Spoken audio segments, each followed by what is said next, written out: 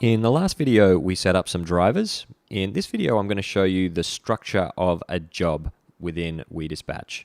Most of the time, you're probably going to want these jobs to come in from an external source through an integration. We have integrations with a number of different ePOS solutions, and we're always adding more, so please check with us to see how we can integrate your other software into here.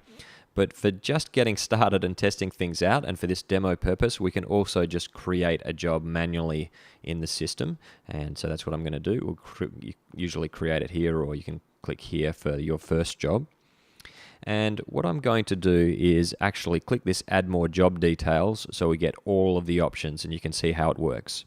So the structure of a job is they've each got a name. So this could be my demo job. It's got a time that it needs to be done. Actually, each task has a time that needs to be done, but when you're creating it through this new job button, it's just a single time which represents when all of the tasks need to be finished. So we can do more things than this when we're, say, integrating your own software. But let's set this for 10 minutes in the future. And then a customer name. The customer can be anything, so I'm just going to make one up. Oh, maybe he spells his name the same way twice. And actually I'm going to use my own phone number here so that we can send a live tracking link in the next video and show how that works. And then we've got a list here of what we call stops. It's actually, these are the tasks that the driver needs to do in order to complete the job. So they'll be, as we'll show you in the WeDispatch driver video, you basically have a driver starting a job, then running through these tasks, and then completing a job. So we'll create that here, and then you'll see how that looks in the next video. So let's just make some stops here. I'm going to make one that is arrive at restaurant. This is going to be a food delivery.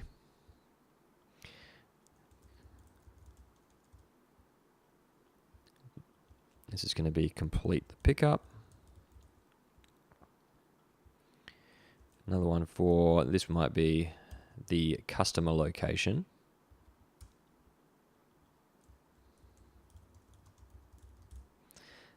And we're going to leave it at that. We're just going to have 3 tasks that we really want to capture. When I'm going to assume that when the driver leaves the customer that the job's complete. So we'll already have that as a timestamp on this job. So let's save that. Oh, let's talk about job attributes for a second. You can have as many pieces of information on a job as you want, and these are really just fields that you care about, and you can do them again and again and again, however you like. And so when you're importing data from other systems, you can have arbitrary fields, and when you're creating a job, you can put in extra information that the driver might need, such as, I don't know, PO number. 3, 4, or customer's gate code. I don't know. 1, 2, 3, 4. Whatever information the driver needs here. And we'll save that. Now we've created a job on the map. As you can see, when they first arrive, the first task is purple. That shows that it's not yet been assigned. And once it is assigned, this purple will actually turn orange, and that'll just be the first task incomplete so far. We made that one orange because that's usually an indication that the job hasn't been started as far as the customer's concerned yet. And the rest of them are these checkered flag type colors. So here's how it looks on the map. We've got our drivers there, but we don't see any drivers on the map yet because we haven't logged into the driver app just yet. You then might be wondering, how do we get this job out to drivers? There are a couple of different ways we can do it. And by the way, you'll notice that there's a little countdown timer here on the final task. That's because we put a deadline on the task. Through the API or through the integrations with other software, you might also have some deadlines on these other tasks, and they would get their own counters as well. So it's kind of handy for seeing how long you have left to do each task on a job. Now, how do we get this out to a driver?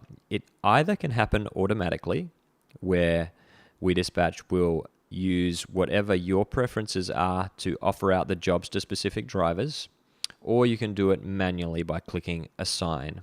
So what I'm going to do for now is I'm going to assign this one to one of these drivers. Let's just give it to Andrew Walker and click save. And as you can see, it's now changed to orange. We've got a little driver name attached to this job, and that's it. We now might like to sign in as a driver and go through how that looks from a driver's perspective and what they need to do to finish the job. In a video after that, I'll talk about how we can set up that process so that it's automatic and you don't have to manually assign it each time.